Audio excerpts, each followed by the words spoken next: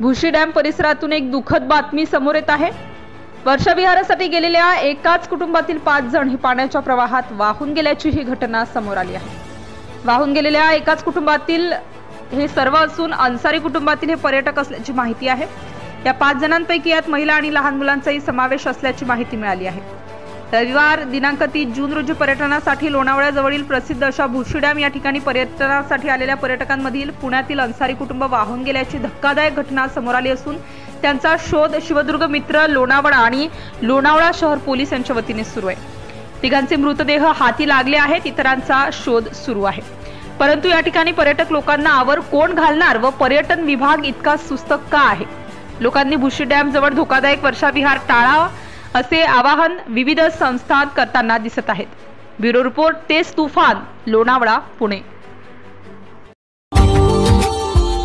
Subscribe now and press the bell icon. Never miss an update.